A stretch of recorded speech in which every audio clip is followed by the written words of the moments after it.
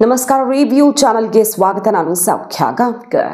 RCB tragedy ಕಾಲ್ತುಳಿತಕ್ಕೆ ಸಂಬಂಧಪಟ್ಟಂತೆ ಬಹಳಷ್ಟು ಅಚ್ಚರಿಯ ಬೆಳವಣಿಗೆಗಳಾಗ್ತಿದ್ದವಲ್ಲ, ಈಗ ಎಲ್ಲದಕ್ಕೂ ಉತ್ತರ ಕೊಡುವಂಥ ಒಂದು ಸ್ಫೋಟಕ ವಿಡಿಯೋ ಬ್ಲಾಸ್ಟ್ ಆಗಿದೆ. ಬಿಗ್ ಎಕ್ಸ್ಪೋಸ್ ಇದು, ಸ್ಫೋಟಕ ವಿಡಿಯೋ ಇದು. ಈ ಕೇಸ್ನಲ್ಲಿ ಎಲ್ಲದಕ್ಕೂ ಕೂಡ ಉತ್ತರ ಕೊಡುತ್ತೆ, ನಿಮ್ಮೆಲ್ಲ ಪ್ರಶ್ನೆಗಳಿಗೆ ಉತ್ತರ ಕೊಡುತ್ತೆ, ಯಾರು ಈ ಘಟನೆಗೆ ಕಾರಣ ಅನ್ನೋದಕ್ಕೆ ಉತ್ತರ ಕೊಡುತ್ತೆ ಇದೊಂದು ವಿಡಿಯೋ. ಸೊ ಆ ಮಹತ್ವದ ವಿಡಿಯೋವನ್ನು ನಿಮ್ಮ ಮುಂದೆ ಇಡ್ತಾ ಇದ್ದೀವಿ. ಇದಾದ ಮೇಲೆ ಕೋರ್ಟ್ ಏನು ತೀರ್ಮಾನ ಮಾಡುತ್ತೆ ಇದನ್ನು ಈಗ ಕೋರ್ಟ್ ಮುಂದೆ ಇಡಲೇಬೇಕಾಗತ್ತೆ. ಸಹಜವಾಗಿ ಕಾನೂನು ಹೋರಾಟ ಆಗ್ತಿದೆ. ಒಂದು ಕಡೆ BJP ಅವರು ಸರ್ಕಾರದ ವಿರುದ್ಧ ಕಂಪ್ಲೇಂಟ್ ಕೊಡ್ತಿದ್ದಾರೆ, ಮತ್ತೊಂದು ಕಡೆ KSCA ಅವರು ಹೈಕೋರ್ಟಲ್ಲಿ ಹಾಕ್ಕೊಂಡಿದ್ದಾರೆ, ಇನ್ನೊಂದು ಕಡೆ ಸುಮೋಟೋ ಕೇಸು, ಇನ್ನೊಂದು ಕಡೆ PIL ದಾಖಲಾಗಿದೆ. ಇಲ್ಲೆಲ್ಲನೂ ನಡೆಯುತ್ತಲ್ಲ. ಹಾಗಾದರೆ ಈ ಒಂದು ಸ್ಫೋಟಕ ವಿಡಿಯೋ ಯಾವ ರೀತಿ ತಿರುವನ್ನು ಕೊಡುತ್ತೆ ಕೇಸ್ಗೆ ಮಾಹಿತಿ ಮುಂದೆ ಇಡ್ತಾ ಹೋಗ್ತೀವಿ. ಮಿಸ್ ಮಾಡಿದ್ರೆ ನಮ್ಮ ಚಾನಲ್ನ ಸಬ್ಸ್ಕ್ರೈಬ್ ಮಾಡಿ, ಹಾಗೆ ನಿಮ್ಮ ಅಭಿಪ್ರಾಯ ಕಮೆಂಟ್ ಮಾಡಿ ತಿಳಿಸಿ. ಎಸ್ ವೀಕ್ಷಕರೇ, ಈಗ ಹೇಳ್ತಾ ಇರೋದೇನು, KSCA ಅವರು ಸರಿಯಾಗಿ ಅರೇಂಜ್ ಮಾಡಿಲ್ಲ ಅನ್ನೋದಕ್ಕಿಂತ ಅದು ಅನಧಿಕೃತ ಕಾರ್ಯಕ್ರಮ ಅನ್ನೋದು ಕ್ಲಿಯರ್ ಆಯಿತು. ಅಂದರೆ ಪರ್ಮಿಷನ್ ಇಲ್ಲದೆ ಕಾರ್ಯಕ್ರಮ ನಡೆದಿದೆ ಅನ್ನೋದೇ ಈ ಬೆಂಗಳೂರಿನ ನಟ್ಟ ನಡುವೆ ಒಂದು ಹೃದಯ ಭಾಗದಲ್ಲಿ ಅದು ಹೆಂಗೆ ಪರ್ಮಿಷನ್ನೇ ಇಲ್ಲದೆ ನಡೀತು ಅನ್ನೋದೇ ಅತಿ ದೊಡ್ಡ ಪ್ರಶ್ನೆಯಾಗಿ ಕಾಡ್ತು. ನಿನ್ನೆ ಕೋರ್ಟಲ್ಲಿ ಅಧಿಕೃತವಾಗಿ ಆರೋಪಿಗಳು KSCA RCB ಯಾರ್ಯಾರು ಅರೆಸ್ಟ್ ಮಾಡಿದಾರಲ್ಲ ಅವ್ರ ಕಡೆಯಿಂದ ಅವರ ವಕೀಲರು ಒಪ್ಕೊಂಡ್ರು, ಹೌದು ಇದಕ್ಕೆ ಪರ್ಮಿಷನನ್ನು ಪೊಲೀಸರು ಕೊಟ್ಟಿರಲಿಲ್ಲ, ಪೊಲೀಸರು ಪರ್ಮಿಷನ್ ಕೊಟ್ಟು ಪ್ರೊಟೆಕ್ಷನ್ ಕೊಟ್ಟಿದ್ರೆ ಹಿಂಗಾಗ್ತಿರ್ಲಿಲ್ಲ ಅಂತ. ಪಬ್ಲಿಕ್ ಪ್ರಾಸಿಕ್ಯೂಟರ್, ಸರ್ಕಾರದ ಪರ ಪಬ್ಲಿಕ್ ಪ್ರಾಸಿಕ್ಯೂಟರ್ ಕೂಡ ಅದನ್ನೇ ಹೇಳಿದ್ರು, ಪರ್ಮಿಷನ್ ಕೊಟ್ಟಿರಲಿಲ್ಲ ಅಂತ. ಸೊ ಅನಧಿಕೃತವಾಗಿ ಕಾರ್ಯಕ್ರಮ ನಡೆದಿದೆ. ಪರ್ಮಿಷನ್ನೇ ಇಲ್ಲದೆ ಲಕ್ಷ ಲಕ್ಷ ಜನರನ್ನು ಸೇರಿಸುವ ಒಂದು ಕಾರ್ಯಕ್ರಮ ಚಿನ್ನಸ್ವಾಮಿ ಸ್ಟೇಡಿಯಮ್ಮಲ್ಲಿ ಹೆಂಗೆ ನಡೀತು ಅನ್ನೋದೇ ಇದು ಇನ್ನೊಂದು ಅದ್ಭುತವಾಗಿ ಕಾಣ್ತಾ ಇದೆ. ಇದರ ನಡುವೆ ಈಗ ವಿಡಿಯೋ ಔಟ್ ಆಗಿದೆ ನೋಡಿ. ಪರ್ಮಿಷನ್ ಇಲ್ಲದ ಒಂದು ಕಾರ್ಯಕ್ರಮಕ್ಕೆ ಹಾಗಾದರೆ ಈ ರಾಜ್ಯದ ಉಪಮುಖ್ಯಮಂತ್ರಿಗಳು ಹೇಗೆ ರಾಜ್ಯದ ಜನರನ್ನು ಆಹ್ವಾನಿಸಿದ್ರು ಆ ವಿಡಿಯೋವನ್ನು ಕೇಳ್ಕೊಂಡು ಬನ್ನಿ. ಚಿನ್ನಸ್ವಾಮಿ ಸ್ಟೇಡಿಯಂನ ಕಾರ್ಯಕ್ರಮಕ್ಕೆ ಬನ್ನಿ ಅಂತ DK ಶಿವಕುಮಾರ್ ಅವರು ಕರೆ ಕೊಟ್ಟಿದ್ದಾರೆ. ವಿಧಾನಸೌಧ ಮೆಟ್ಟಿಲುಗಳ ಮೇಲೆ 4 ಗಂಟೆ ಕಾರ್ಯಕ್ರಮ ಇರುತ್ತೆ, ಎಲ್ಲರೂ ಬನ್ನಿ ಅಂತ ಸಿದ್ದರಾಮಯ್ಯನವ್ರು ಕರೆದ್ರೆ, ಸ್ಟೇಡಿಯಮ್ಗೂ ಬನ್ನಿ, ಫಸ್ಟ್ ವಿಧಾನಸೌಧಕ್ಕೆ ಬನ್ನಿ ಆಮೇಲೆ ಸ್ಟೇಡಿಯಮ್ಗೆ ಬನ್ನಿ ಅಂತ DK ಶಿವಕುಮಾರ್ ಅವರು ಹೇಳಿರುವಂತಹ ಸ್ಫೋಟಕ ವಿಡಿಯೋ ಈ ಕೇಸ್ನ ಅತಿ ದೊಡ್ಡ ತಿರುವನ್ನು ಕೊಡುವಂಥ ಸಾಕ್ಷಿ. KSCA ಅವರು RCB ಅವರು ಅರ್ಜೆಂಟ್ ಮಾಡಿದ್ರು, ಅವರು ಪೊಲೀಸರಿಗೂ ಇನ್ಫಾರ್ಮ್ ಮಾಡದೆ ಕಾರ್ಯಕ್ರಮ ಮಾಡಿದ್ರು, ಅವರು ಜವಾಬ್ದಾರಿ ಸರಿಯಾಗಿ ನಿಭಾಯಿಸಲಿಲ್ಲ. ಹಾಗಾಗಿ ಅವರನ್ನು ಕಂಡಲ್ಲಿ ಅಟ್ಟಾಡಿಸಿ ರೇಡ್ ಮಾಡಿ ಈಗ ಅರೆಸ್ಟ್ ಮಾಡಲಾಗಿದೆಯಲ್ಲ ಹಲವರನ್ನು. ಇನ್ನು ಕೆಲವರಿಗೆ ಹೈಕೋರ್ಟ್ ಸದ್ಯಕ್ಕೆ ಸಹಕರಿಸಿ ಅಂತ ಹೇಳಿ ರಿಲೀಫ್ ಕೊಟ್ಟಿದೆ. ಆದರೆ ತಮ್ಮದು ಏನೂ ಇಲ್ಲ ಅನ್ನೋ ರೀತಿಯಲ್ಲಿ ಪೊಲೀಸ್ ಕಮಿಷನರಿಂದ ಹಿಡಿದು ಹೈಯರ್ ಆಫೀಸರ್ಸ್ನ ಸಸ್ಪೆಂಡ್ ಮಾಡಿ ಕೈ ತೊಳ್ಕೊಂಡಿರುವಂತಹ ಸಿದ್ದರಾಮಯ್ಯನವರೇ, ಉಪಮುಖ್ಯಮಂತ್ರಿ DK ಶಿವಕುಮಾರ್ ಅವರೇ, ಇದೊಂದು ಸಾಕ್ಷಿ. ಏನು ಉತ್ತರ ಕೊಡ್ತೀರಾ?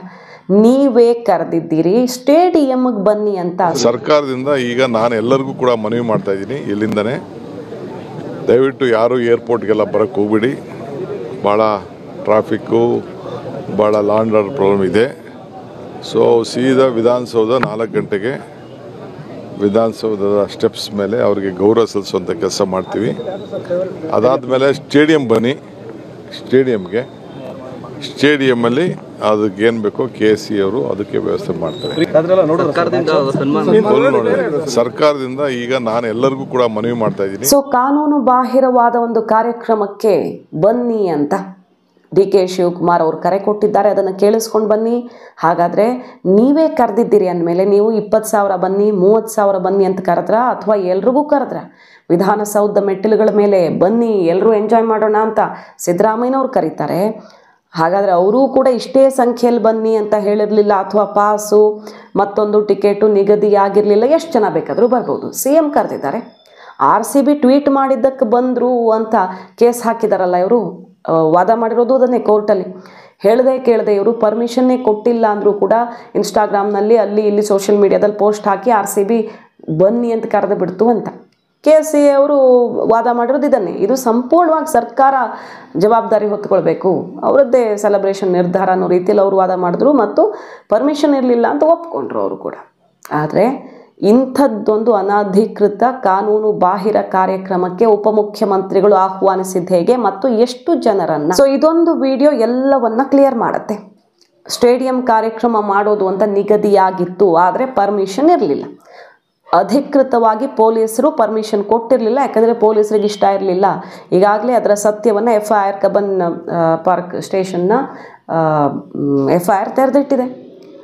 ಅಲ್ಲಿ ಗಿರೀಶ್ ಅನ್ನುವಂಥ ಒಬ್ಬರು ಪೊಲೀಸ್ ಇನ್ಸ್ಪೆಕ್ಟರ್ನೇ ಸಸ್ಪೆಂಡ್ ಮಾಡಿದ್ದಾರೆ. ಯಾಕಂದರೆ ಅವರು ಕೊಡಲ್ಲ, ಪರ್ಮಿಷನ್ ಅಂತ ಕೊಡಲ್ಲ ಅನ್ನೋದನ್ನು ಕ್ಲಿಯರ್ ಆಗಿ ಹೇಳಿದರು. ಆಮೇಲೆ 11 ಜನ ಸತ್ತ ಮೇಲೆ ನಾವು ಕೊಡಲ್ಲ ಅಂತ ಹೇಳಿದ್ರು, ಇವರು ಒತ್ತಡ ಹಾಕಿದ್ರು ಅನ್ನೋದನ್ನು ದೂರು ಕೊಡ್ತಾರೆ. ಅವರ ದೂರು, ಪೊಲೀಸ್ ಇನ್ಸ್ಪೆಕ್ಟರ್ ಕೊಟ್ಟ ದೂರು FIR ಆಗಿದೆ. ಸೊ ಅವರು ಉಲ್ಲೇಖ ಮಾಡಿರೋ ಅಂಶದ ಮೇಲೇ ಕಾನೂನು ಹೋರಾಟ ಎಲ್ಲ ನಡೀತಿರೋದು. ಸರ್ಕಾರ KSCA RCB ವಿರುದ್ಧ ಎಲ್ಲ ಆ್ಯಕ್ಷನ್ಗೆ ಮುಂದಾಗಿರೋದು. RCB ಅವರು ಒತ್ತಡ ಹಾಕಿದ್ರು, KSCA ಅವರು ಒತ್ತಡ ಹಾಕಿದ್ರು, ನಾವು ಎಷ್ಟು ಬೇಡ ಅಂದರೂ ಕೇಳಲಿಲ್ಲ ಅಂತ ಗಿರೀಶ್ ಅವರು ಸತ್ತ ಮೇಲೆ ಜನ ಹೋಗಿ ಕಂಪ್ಲೇಂಟ್ ಕೊಟ್ಟಿದ್ದಾರೆ. ಅದು FIR ಆಗಿದೆ. ಆದರೆ ಆ ಗಿರೀಶ್ ಅವ್ರನ್ನೇ ಸಸ್ಪೆಂಡ್ ಮಾಡಿ ಬಿಸಾಕಿದ್ದಾರೆ. ಈಗ ನೋಡಿದ್ರೆ KSCA RCB ಅವ್ರಿಗೆ ಅಧಿಕೃತವಾಗಿ ಲೆಟರಲ್ಲಿ ಯಾರೂ ಪರ್ಮಿಷನ್ ಕೊಟ್ಟಿಲ್ಲ, ಪೊಲೀಸ್ ಒಪ್ಕೊಂಡಿಲ್ಲ. ಆದರೆ ಸರ್ಕಾರ ಪರ್ಮಿಷನ್ ಕೊಟ್ಟಿದೆ ಅನ್ನೋದು ಕ್ಲಿಯರ್ ಕಟ್ಟಾಗಿ ಗೊತ್ತಾಗ್ತಿದೆ.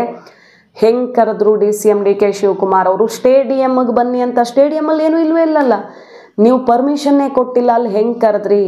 ನೀವೇ ಕರೆದ ಮೇಲೆ, ರಾಜ್ಯದ ಉಪಮುಖ್ಯಮಂತ್ರಿ ಕರೆದ ಮೇಲೆ ಜನ ಬರದೇ ಇರ್ತಾರ? ರಾಜ್ಯದ ಮುಖ್ಯಮಂತ್ರಿ ವಿಧಾನಸೌಧ ಬಳಿ ಕಾರ್ಯಕ್ರಮಕ್ಕೆ ಬನ್ನಿ ಅಂತ ಕರೆದಿದ್ದಾರೆ. ಅಲ್ಲಿಂದ 1 ಕಿಲೋಮೀಟರ್ ದೂರದಲ್ಲಿರುವಂಥ ಚಿನ್ನಸ್ವಾಮಿ ಸ್ಟೇಡಿಯಂಗೆ ಅಲ್ಲಿ ಬಂದ ಜನ ಹೋಗದೇ ಇರ್ತಾರ? ಸೊ CM DCM ಇಬ್ಬರೂ ಸೇರಿಕೊಂಡು ಕಾರ್ಯಕ್ರಮಕ್ಕೆ ಜನರನ್ನು ಆಹ್ವಾನಿಸಿದ್ದಾರೆ. ಇಷ್ಟೆಲ್ಲ ತಪ್ಪುಗಳನ್ನು ಮಾಡಿರೋ CM DCM ನಾವೇನೂ ಮಾಡಿಲ್ಲ ಅನ್ನೋ ರೀತಿ ಕಮಿಷನರ್ನ ಸಸ್ಪೆಂಡ್ ಮಾಡಿದ್ದಾರೆ. ಯಾವ ಕಮಿಷನರ್ ಇದಾಗಲ್ಲ 2 ಕಾರ್ಯಕ್ರಮ ಅಂತ ಹೇಳಿದ್ರು, ಯಾವ ಕಮಿಷನರ್ ದೊಡ್ಡ ಪ್ರಾಬ್ಲಮ್ ಆಗುತ್ತೆ ಈ ಥರ ಮಾಡಿದ್ರೆ ಅಂತ ಎಚ್ಚರಿಸಿದ್ರು, ಅವರು ಸಸ್ಪೆಂಡು. ಯಾವ ಪೊಲೀಸ್ ಇನ್ಸ್ಪೆಕ್ಟರು ಇದು ಸಾಧ್ಯವೇ ಇಲ್ಲ, ರಾತ್ರಿ ಇಡೀ ಪೊಲೀಸರು ಮ್ಯಾಚ್ ಗೆದ್ದ ರಾತ್ರಿ ಬೆಳಗಿನ ತನಕ ಏನು ರಕ್ಷಣೆ ಕೊಟ್ಟಿದ್ದಾರೆ. ಅಲ್ಲೆಲ್ಲ ಇಡೀ ಬೆಂಗಳೂರಿನ ಆ ಭಾಗದಲ್ಲಿ ಕಂಪ್ಲೀಟ್ ಸೆಲೆಬ್ರೇಷನ್ನು, ಮತ್ತು ಬೆಳಗ್ಗೆ ಅವರು ಕಂಟಿನ್ಯೂ ಮಾಡಬೇಕು. ಅದ್ರ ಜೊತೆ ಇಷ್ಟು ದೊಡ್ಡ ಈವೆಂಟ್ಸು, 2 ಈವೆಂಟ್ಸನ್ನು ಮಾಡಬೇಕಂದ್ರೆ ಟೈಮ್ ಬೇಕು ಅಂತ ಕ್ಲಿಯರ್ ಆಗಿ ಹೇಳಿದ್ದಾರೆ. ಅವರೆಲ್ಲರೂ ಸಸ್ಪೆಂಡು. ಯಾರು ಜನ ಬನ್ನಿ ಮಜಾ ಮಾಡೋಣ ಅಂತ ಕರೆ ಕೊಟ್ಟಿದ್ರೋ ಅವ್ರಿಗೆ ಸಂಬಂಧವೇ ಇಲ್ಲ. ಇನ್ನೂ ನೀವು ತಪ್ಪಿಸ್ಕೊಳ್ಳೋಕೆ ಸಾಧ್ಯನಾ? ಇದೊಂದು ವಿಡಿಯೋ ಸಾಕ್ಷಿ ಇದೆ ಕೋರ್ಟಲ್ಲಿ ಹೋರಾಟ ಮಾಡೋದಕ್ಕೆ. ಇನ್ನು ಹೆಂಗೆ ತಪ್ಪಿಸ್ಕೊಳ್ತಾರೆ? ನಂಬರ್ 1.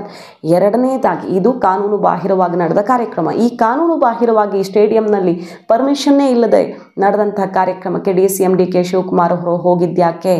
ಅದು ಜನ ಸತ್ತಿದ್ದಾರೆ. ಜನ ಸತ್ತ ಮೇಲೂ ಅವರು ಹೋಗಿ ಅಲ್ಲಿ ಕಪ್ಪಿಗೆ ಮುತ್ತಿಟ್ಟು ಫೋಟೋ ಶೂಟ್ ಮಾಡಿಸ್ಕೊಂಡು ಬಂದಿದ್ದಾರೆ ಅನ್ನೋದನ್ನ BJP ಎತ್ಕೊಂಡು ಸರಿಯಾಗಿ ಅಟ್ಯಾಕ್ ಮಾಡ್ತಿದೆ. ಅನಧಿಕೃತ ಜಾಗದಲ್ಲಿ ಒಬ್ಬ ಸರ್ಕಾರದ ಜವಾಬ್ದಾರಿಯುತ ಉಪಮುಖ್ಯಮಂತ್ರಿ ಹೋಗೋದಕ್ಕೆ ಸಾಧ್ಯನಾ? ನಿನ್ನೆನೇ ಮಾಡಿದ್ವಿ ನಾವು ಕಾನೂನು ಬಾಹಿರ ಜಾಗದಲ್ಲಿ DCM ಅಂತ. ಎಲ್ಲವೂ ಕೂಡ ಕೋರ್ಟಲ್ಲಿ ಕೊಟ್ಟ ಇನ್ಫಾರ್ಮೇಷನ್ನಿಂದ ಅಧಿಕೃತ ಆಯಿತು. ಈಗ ಹೆಂಗೆ ನುಣಚಿಕೊಳ್ಳುತ್ತೆ ಸರ್ಕಾರ? ಯಾವ ದಯಾನಂದ್ ಅವರ ಅಥವಾ ಇನ್ನೊಬ್ಬರ ತಲೆ ತೆಗೆದು ಬಚಾವಾಗುತ್ತೆ ಅನ್ನೋದೇ ಅಚ್ಚರಿ. BJPಯವರು ಕಾನೂನು ಹೋರಾಟ ಮಾಡಿದ್ದಾರೆ. ಈಗಾಗಲೇ ಹೇಳಿದಾಗೆ ರಿಪೀಟ್ ಮಾಡ್ತಿದ್ದೀನಿ. ಹೈಕೋರ್ಟ್ ಸುಮೋಟೋ ಕೇಸು, PIL ಕೂಡ ಮಂಗಳವಾರ ಚರ್ಚೆಗೆ ಅಂದರೆ ಅದನ್ನು ಕೂಡ ಎತ್ಕೊಳ್ತಾ ಇದೆ ಹೈಕೋರ್ಟು.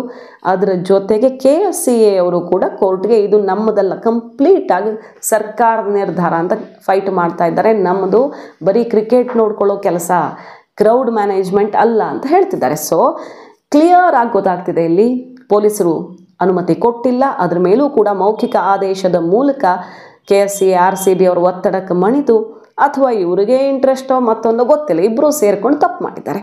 ಗೌರ್ಮೆಂಟು, RCB, KSCA ಇವರೆಲ್ಲ ಸೇರಿಕೊಂಡು ಕಾರ್ಯಕ್ರಮ ಎರಡೂ ಕಡೆ ಮಾಡೋ ರೀತಿಯಲ್ಲಿ ಯಾವುದೂ ಸರಿಯಾದ ಹೊಣೆ ಇಲ್ಲದೆ, ಜವಾಬ್ದಾರಿ ಇಲ್ಲದೆ, ನಿರ್ಲಕ್ಷ್ಯದಿಂದ ಫೈನಲ್ ಮಾಡ್ಕೊಂಡಿದ್ದಾರೆ. ಆನ್ ದಿ ಪೇಪರ್ ಇಲ್ಲ ಸ್ಟೇಡಿಯಂ ಕಾರ್ಯಕ್ರಮ, ಬಟ್ DCM ಕರೆ ಕೊಟ್ಟಿದ್ದಾರೆ ಜನಕ್ಕೆ. ಫಸ್ಟು ಇದಕ್ಕೆ ವಿಧಾನಸೌಧ ಮೆಟ್ಟಿಲುಗಳ ಮೇಲೆ ಕಾರ್ಯಕ್ರಮ ಇರುತ್ತೆ, ಅಲ್ಲಿಗೆ ಬನ್ನಿ, ಏರ್ಪೋರ್ಟ್ಗೆಲ್ಲ ಬರೋಕ್ಕೆ ಹೋಗಬೇಡಿ, ಲಾ ಆ್ಯಂಡ್ ಆರ್ಡರ್ ಪ್ರಾಬ್ಲಮ್ ಆಗುತ್ತೆ, ಆಮೇಲೆ ನೀವು ಸ್ಟೇಡಿಯಮ್ಗೆ ಬನ್ನಿ, ಅಲ್ಲೆಲ್ಲ ವ್ಯವಸ್ಥೆ ಆಗಿರುತ್ತೆ ಅಂತ. KSCA ಅವರು ಎಲ್ಲ ವ್ಯವಸ್ಥೆ ಮಾಡ್ತಾರೆ ಅಂತಾರೆ ಅವರು. ಯಾವುದಾದ್ರೂ ಸರಿ ಸ್ಟೇಡಿಯಮ್ಗೆ ಬನ್ನಿ ಅಂತ ನೀವು ಯಾಕೆ ಕರೆದ್ರಿ? ಭಾಳ ಟ್ರಾಫಿಕ್ಕು, ಭಾಳ ಲಾ ಆ್ಯಂಡ್ ಆರ್ಡರ್ ಪ್ರಾಬ್ಲಮ್ ಇದೆ. ಸೊ ಸೀದಾ ವಿಧಾನಸೌಧ 4 ಗಂಟೆಗೆ ವಿಧಾನಸೌಧದ ಸ್ಟೆಪ್ಸ್ ಮೇಲೆ ಅವರಿಗೆ ಗೌರವ ಸಲ್ಲಿಸುವಂಥ ಕೆಲಸ ಮಾಡ್ತೀವಿ. ಅದಾದಮೇಲೆ ಸ್ಟೇಡಿಯಂ ಬನ್ನಿ, ಸ್ಟೇಡಿಯಮ್ಮಲ್ಲಿ ಅದಕ್ಕೇನು ಬೇಕೋ KSCA ಅವರು ಅದಕ್ಕೆ ವ್ಯವಸ್ಥೆ ಮಾಡ್ತಾರೆ.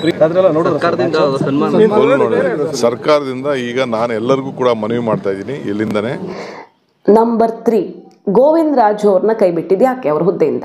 ರಾಜಕೀಯ ಕಾರ್ಯದರ್ಶಿ ಗೋವಿಂದ ರಾಜು ಅವರೇ ಒತ್ತಡ ಹಾಕಿದ್ದು ವಿಧಾನಸೌಧ ಕಾರ್ಯಕ್ರಮಕ್ಕೋ ಇನ್ನೊಂದಕ್ಕೆ. ಒಟ್ಟಿನಲ್ಲಿ ಕುಮಾರಸ್ವಾಮಿ ಅವರು ಆ ಸೀಕ್ರೆಟ್ ಹೇಳಿದ್ರು, ಆಮೇಲೆ ಒತ್ತಡನೂ ಶುರುವಾಯಿತು. ಗೋವಿಂದ ರಾಜು ಅವರು ಸಿಕ್ಕಾಪಟ್ಟೆ ಒತ್ತಡ ಹಾಕಿದ್ರು, CM ಆಪ್ತ, ಅವರು ಒತ್ತಡಕ್ಕೆ ಮಣಿದು ಒಪ್ಕೊಂಡ್ರು ಅನ್ನೋ ರೀತಿಯಲ್ಲಿ ಕೇಳಿಬಂತು ಆರೋಪಗಳು. ಅದೇ ರೀತಿಯಲ್ಲಿ ಅವರನ್ನ ಕೈ ಬಿಡಲು ಆಯಿತು. ಹಾಗಾದರೆ ಗೋವಿಂದ ರಾಜು ಅವರನ್ನು ಕೆತ್ತಿದ್ದೀರಿ ಆ ಹುದ್ದೆಯಿಂದ ಅಂದರೆ ಏನು ತಪ್ಪಾಗಿದೆ? ಅವರೇನೋ ದೊಡ್ಡ ತಪ್ಪು ಮಾಡಿಸಿದ್ದಾರೆ ಅಂತಾಯಿತು CM ಕೈಯಲ್ಲಿ. ಸೊ CM ತಪ್ಪು ಮಾಡಿದ್ದಕ್ಕೆ, ತಪ್ಪು ಮಾಡುವಂತೆ ಅವರು ಪ್ರೇರಣೆ ಕೊಟ್ಟಿದ್ದಕ್ಕೆ ನಿಮಗೆ ಸಿಟ್ಟು ಬಂದಿದೆ, ಕೈ ಬಿಟ್ಟಿದ್ದೀರಿ. ಸೊ ತಪ್ಪಾಗಿದೆ ಅನ್ನೋದು ಅಲ್ಲೂ ಕ್ಲಿಯರ್ ಆಯಿತು. ತಪ್ಪಾಗಿದೆ ಅನ್ನೋದನ್ನು ಗೋವಿಂದ ರಾಜು ಅವ್ರನ್ನ ಕೈ ಬಿಡೋ ಮೂಲಕ ಸರ್ಕಾರ ಖಚಿತಪಡಿಸಿದಂಗೆ ಆಯಿತು. ಮೇಲ್ನೋಟಕ್ಕೆ, ನಾವು ಲಾಯರ್ಸ್ ಅಲ್ಲ, ನಮಗೆ ಕಾನೂನು ಮತ್ತೊಂದು ಅಂತ ಮಾತನಾಡೋ ಅವಶ್ಯಕತೆ ಇಲ್ಲ. ಮೇಲ್ನೋಟಕ್ಕೆ ಜನಸಾಮಾನ್ಯರು ಕಣ್ಣಳತೆಯಲ್ಲಿ ಕಂಡದ್ದನ್ನು ಹೇಳಿದ್ರು ಯಾರು ತಪ್ಪು ಮಾಡಿದ್ದಾರೆ ಗೊತ್ತಾಗುತ್ತೆ. ವಿಧಾನಸೌಧಕ್ಕೆ ನೀವು ಜನರನ್ನು ಆಹ್ವಾನಿಸಿದ್ರಿ, ಅಲ್ಲಿದ್ದಿದ್ದು ಸರ್ಕಾರಿ ಕಾರ್ಯಕ್ರಮ, ವೇದಿಕೆ ಮೇಲೆ 35 ಜನ ಮಾತ್ರ ಇರೋದಕ್ಕೆ ಅವಕಾಶ, ಲೋಕೋಪಯೋಗಿ ಇಲಾಖೆಯ ಲೆಟರ್ ಕೂಡ ಇದೆ.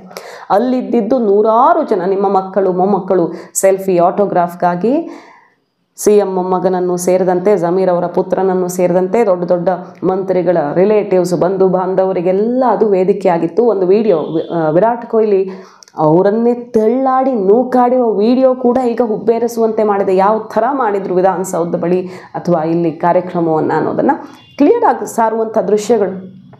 ಸರ್ಕಾರಿ ಕಾರ್ಯಕ್ರಮ ಮೆಟ್ಟಿಲುಗಳ ಮೇಲೆ ಮಾಡಿದ್ದೀರಿ, ಅಲ್ಲೂ ನೀವು ಜನರನ್ನು ಕರೆದಿದ್ದೀರಿ, ಜನರಿಗೆ ನೀವು ಆಹ್ವಾನ ಕೊಟ್ಟಿದ್ದೀರಿ. ಸೊ ಅಲ್ಲಿಂದ ಸ್ಟೇಡಿಯಮ್ಗೆ ಜನ ಹೋಗಲ್ಲ ಅಂತ ಹೆಂಗೆ ಅಂದ್ಕೊಂಡ್ರಿ? ಇದು CMಗೆ ಪ್ರಶ್ನೆ. ಸ್ಟೇಡಿಯಮ್ಗೆ ಬನ್ನಿ ಅಂತ ನೇರವಾಗಿ DCM ಕರೆದಿದ್ದಾರೆ. ಪದೇ ಪದೇ ಹೇಳ್ತಾ ಇದ್ದೀನಿ ನಾನು, ಎಷ್ಟು ತಪ್ಪುಗಳನ್ನು ಸರ್ಕಾರ ತನ್ನ ಕೈಯಾರೆ ಮಾಡಿದೆ. ಈಗ ರೆಡ್ ಹ್ಯಾಂಡ್ ಆಗಿ ಸಿಕ್ಕಾಕ್ಕೊಂಡಿರೋದು ನೋಡಿ, ಎಲ್ಲದರಲ್ಲೂ ತಪ್ಪು. 5,000 ಜನರನ್ನು ನಿಯೋಜನೆ ಮಾಡಿದ್ವಿ ಅಂತ ಹೇಳಿದರು DK ಶಿವಕುಮಾರ್ ಅವರು. ಕೋರ್ಟ್ಗೆ ಕೊಟ್ಟ ಇನ್ಫಾರ್ಮೇಷನಲ್ಲಿ ಬಟಾ ಬಯಲಾಯಿತು 1,500 ಅಂತ.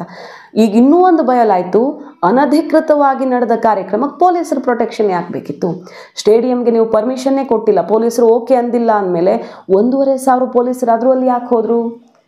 ಇದೇ ಅಲ್ವಾ ಅಚ್ಚರಿ ಅಂದರೆ, ಕೊನೆಗಲ್ಲಿ ನಡೆದೇ ಬಿಟ್ಟಿದೆ. ಇವರ ಆದೇಶ ಅಥವಾ ಅಭಿಪ್ರಾಯವನ್ನು ಮೀರಿ ಪೊಲೀಸರ ಮಾತು ಕೇಳದೆ ನಡೆಸಿಬಿಟ್ಟಿದ್ದಾರೆ. ಮೌಖಿಕವಾಗಿ ಎಲ್ಲ ಅಲ್ಲಲ್ಲೇ ಫೈನಲ್ ಆಗಿದೆ. ನಾನು ನೋಡ್ಕೊಳ್ತೀನಿ ರೀ, RCB ಫ್ರ್ಯಾಂಚೈಸಿಯನ್ನು CM ಮನೆಗೆ ಕರ್ಕೊಂಡು ಹೋಗಿದ್ಯಾರು ಅಂತ ಪ್ರಶ್ನೆ ಕೇಳಿದ್ರಲ್ಲ R ಅಶೋಕ್ ಅವರು, ಅದೇ ಇಲ್ಲಿ ಆನ್ಸರ್. ನಡೆದು ಬಿಟ್ಟಿದೆ, ಹಂಗಂಗೆ ಹೆಂಗೆಂಗೋ ನಡೆದು ಬಿಟ್ಟಿದೆ. ಕೊನೆಗೆ ಕೊಡಬೇಕಾಯ್ತಲ್ಲ, ಪೊಲೀಸರು ಎದ್ನೋ ಬಿದ್ನೋ ಅಂತ ಇಲ್ಲಿಂದ ಅಲ್ಲಿಂದ ಎಲ್ಲ ಕಿತ್ತೆದ್ದು 1,500 ಜನ ಹೆಂಗಂಗೋ ಅಡ್ಜಸ್ಟ್ ಮಾಡಿದ್ದಾರೆ. ಎಲ್ಲ ಸರಿಯಾಗಿದ್ರೆ ಇದು ಯಾವುದೂ ಗೊತ್ತಾಗ್ತಿರ್ಲಿಲ್ಲ. ಆದರೆ ಅಲ್ಲಿ ಬಂದಿದ್ದು 2-2.5 ಲಕ್ಷ ಜನ, ಅವರನ್ನು ಬರೀ 1,500 ಪೊಲೀಸರು ಹೆಂಗೆ ಮೇಂಟೈನ್ ಮಾಡ್ತಾರೆ? ಅದರಲ್ಲೂ ಬಹಳಷ್ಟು ಗೊಂದಲಗಳು. ಈ ಟಿಕೆಟ್ ಆನ್ಲೈನು ಆಫ್ಲೈನು ಯಾವುದೂ ಗೊತ್ತಿಲ್ಲದೆ, ಗೇಟ್ ಓಪನ್ ಆಗದೆ 1-2 ಗೇಟ್ ಮಾತ್ರ ಸಡನ್ನಾಗಿ ತೆಗೆದು ಅನಾಹುತ ಆಗೋಯ್ತು. ಅನಾಹುತ ಆಗಿದ್ದಕ್ಕೆ ಈಗ ಎಷ್ಟು ಅಧ್ವಾನದಲ್ಲಿ ಈ ಕಾರ್ಯಕ್ರಮ ಮಾಡಿದ್ರು ಮತ್ತು ಆ ಮೂಲಕ 11 ಜನರ ಸಾವಿಗೆ ನೇರವಾಗಿ ಹೆಂಗೆ ಕಾರಣ ಆದರು ಅನ್ನೋದು ಗೊತ್ತಾಗುತ್ತೆ. ಸೊ ಮುಖ್ಯವಾದ ಜವಾಬ್ದಾರಿ ಸರ್ಕಾರದೇ. CM DCM ಮಾಡಿದ ತಪ್ಪು ಇದು ಅನ್ನೋದು ಕಾಣ್ತಿದೆ, ಗೃಹ ಸಚಿವರನ್ನು ಸೇರಿದಂತೆ.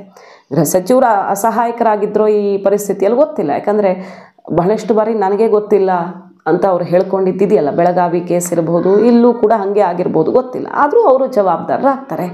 ಎರಡನೇದು, ಏನೂ ಯೋಚನೆ ಮಾಡದೆ ಒತ್ತಡ ಹಾಕಿದ KSCA RCB.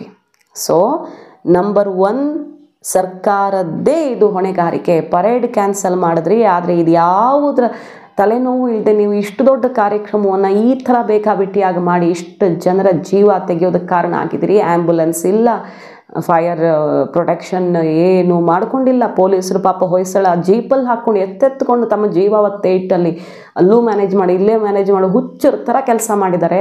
ಫಸ್ಟ್ ಟೈಮ್ ಕರ್ನಾಟಕದಲ್ಲಿ ಎಲ್ರಿಗೂ ಕೂಡ ಪೊಲೀಸರ ಮೇಲೆ ಮೆಚ್ಚುಗೆ, ಎಷ್ಟು ಚೆನ್ನಾಗಿ ಕೆಲಸ ಮಾಡಿದ್ರಪ್ಪ ಇಷ್ಟು ಒತ್ತಡದಲ್ಲೂ ಅಂತ ಅಂಥವ್ರನ್ನ ಕೆತ್ತು ಬಿಸಾಕಿದ್ದೀರಿ. ಒಂದು ಸಾಲು ಓಡಾಡ್ತಿದೆ ಸೋಷಿಯಲ್ ಮೀಡಿಯಾದಲ್ಲಿ, ಕಾಲು ತುಳಿತಕ್ಕೆ ಜನ ಬಲಿ, ಕೈ ತುಳಿತಕ್ಕೆ ಪೊಲೀಸರು ಬಲಿ ಅಂತ.